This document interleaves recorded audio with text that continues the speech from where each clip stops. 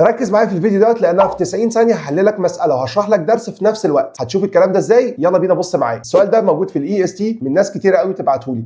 هو فكره ان السيستم اوف ذا ايكويشنز دايما لو انا عندي فانكشن اكس ايكوال اي اكس باور 2 بلس البي اكس بلس السي، وانا حابب دلوقتي اطلع حاجه اسمها الديسكريمنت. الديسكريمنت دوت اللي هو عباره عن بي باور 2 ماينس ال 4 اي سي. المفروض انا عندي ثلاث حاجات، يا اما يكون ايكوال 0 وده معناه ان هو هيكات جاست وان تايم وبالتالي بيبقى عندي حاجه اسمها 1 سوليوشن، يا اما بيكون اكبر من الزيرو وده معناه بيكون 2 سوليوشنز، يا اما بيكون اقل من الزيرو يعني بالنيجاتيف وبالتالي يبقى 0 سوليوشن. لو انت ركزت في الكلام دوت ركز قوي قوي قوي في اللي انا هوريه لك دلوقتي. تعالى بص على المساله اللي جات لك في الامتحان. بص يا سيدي، هنا السؤال بيقول لك ايه؟ اعطيك كوادراتيك فانكشن واعطيك هنا ايه؟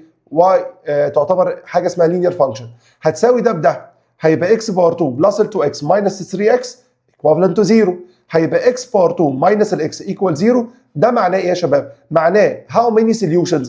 logically انك لو مسكت الديسكريمنت في الكيس دي هتقول ان ال A equivalent to 1 وال B equivalent to negative 1 اما ال C equivalent to 0. يبقى لو ال A ب 1 وال B بنيجاتيف 1 وال C ب 0 اعمل ريبليسمنت. يبقى نيجاتيف 1 باور 2 ماينس ال 4 تايمز ال 1 تايمز ال 0. ده راح اتفضل لك 1. يبقى how many solutions؟ يبقى 2 solutions. عرفنا منين ان هو 2 solutions؟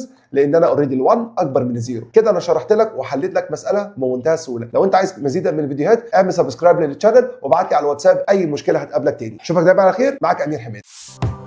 Maths House Institute for American Diploma.